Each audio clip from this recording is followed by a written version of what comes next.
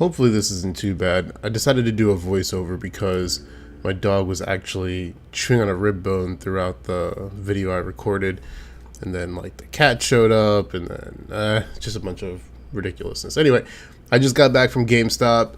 This is a midnight release and just showing off my haul. Ended up getting a lot of good stuff. I didn't think I was able to get as much as I did. Obviously got to adjust that camera. Wave your arms, pull up the sleeves, and there goes the cat, of course. I did speed the video up, so it should go a little bit quicker than what I recorded. Alright, the first thing I open up is the Guardian Amiibo. Check it out, man. It's pretty sweet. It was a lot bigger than I thought it was going to be. The Amiibos in the game give you some added benefits. So it was recommended I picked them up, and I don't really have a lot of collector stuff, and I think I'm going to start getting into that, especially because Nintendo's really big on that. You see on the back of the box, there are a couple of items you can get when you call in the Guardian from a treasure chest. The Amiibo system works once every 24 hours per Amiibo. So the next thing I pull out here is the Mario starter kit.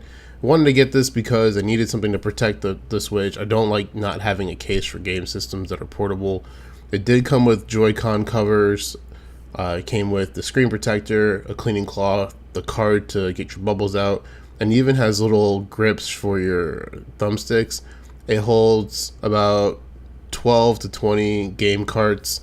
It came with a pair of headphones, and it has a Velcro strap to Velcro it in, and it looks alright. I wanted the Zelda one, but we got the Mario one, because that's all they had.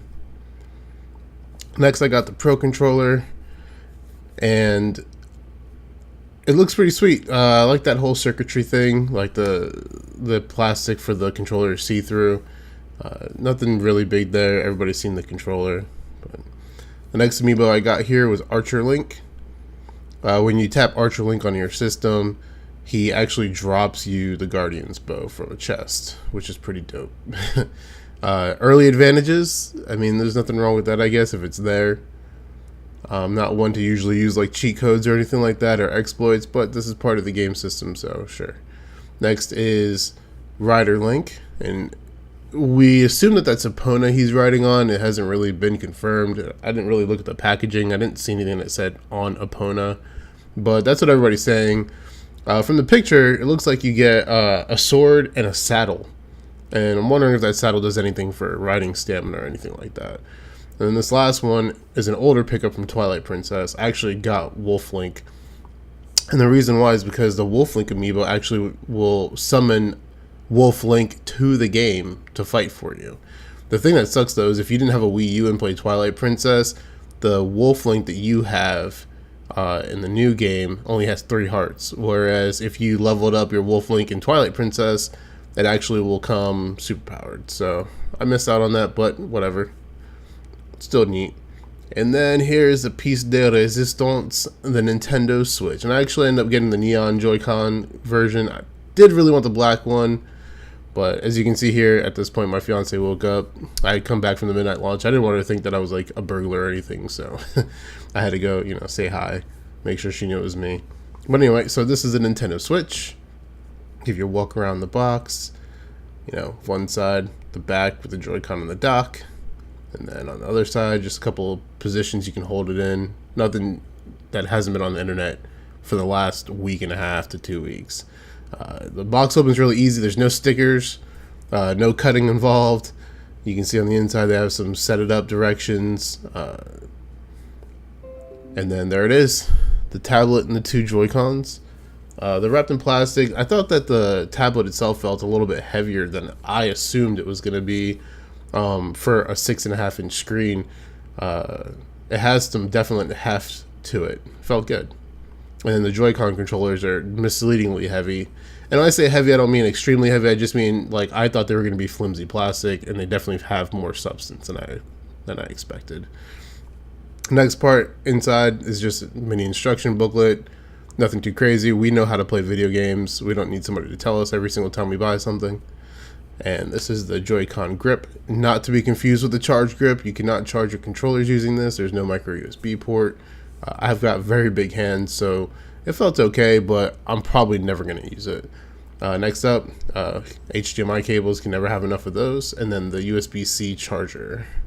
Then we have the JoyCon, and of course I threw it, straps, which, you know, so you don't throw your Joy-Con at the TV. Also has some really cool shoulder buttons to extend the buttons on the controller itself, making it easier to depress those while you're playing Mario Kart or something with a friend, and you pass them the sticks. Alright, and then the last thing in the box, we have the Nintendo Switch dock. This is what you're going to use to connect to your TV. And here's just kind of slight walk around. You see the Nintendo Switch logo. Then it's got 2 USB ports. And on the back, it's got a cool cable management system where you have a USB 3.0 port, which is pretty cool. I don't know why they decided to include that. But they have the AC adapter port, and then they have the HDMI out. The first 2 ports are USB 2.0, and the third one's 3.0. But all the chargers they gave me were USB 2.0, so I don't get it. And on the inside, you can see that there's a USB-C connector for stream to your TV. It also has 2 leads on the inside. That's where you would connect and kind of guide the Switch in there. But I did notice that in there's no real protection for the screen. No like rubber guides or anything like that. It's all plastic up until the very bottom when it clicks in. So that was kind of a weird design choice, but I digress. And this is just me cleaning up after myself because, you know, adult. Alright, pull the tablet out, give you guys a look at that. The kickstand, you know, the infamous unplayable kickstand, the one that if you throw your controller at, it falls over. And then, you know, I just have to get that satisfying clicking. Alright, now I'm going to unbox the Pro controller. It's very simple. It's as easy as it looks. I'm actually pretty excited about this controller. I got to hold one prior to purchasing.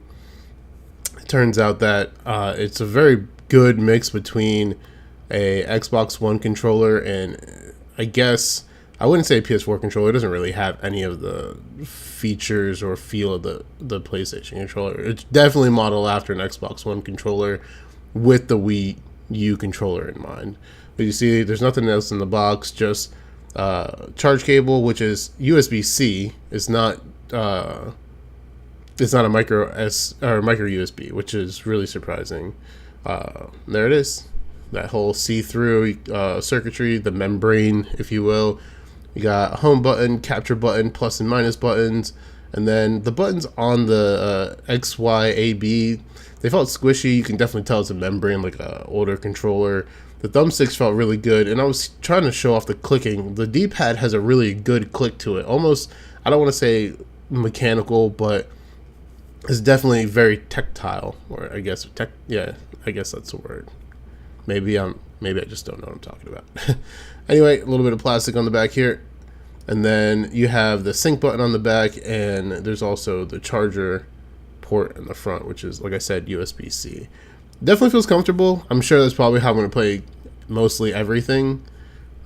Joy-Cons are definitely really good when you're in mobile mode, though, or handheld mode, if you will. I did some air quotes there. I don't think you saw them because, you know, voiceover. And this is me talking to you guys here. I was just saying, you know, I really appreciate you guys watching the videos. If you're watching them, please leave some criticism, good or bad. Let me know what I can do to improve. Let me know what I can change to make the channel better. Make sure to leave a like, comment, and subscribe, and I'll see you guys in the next one.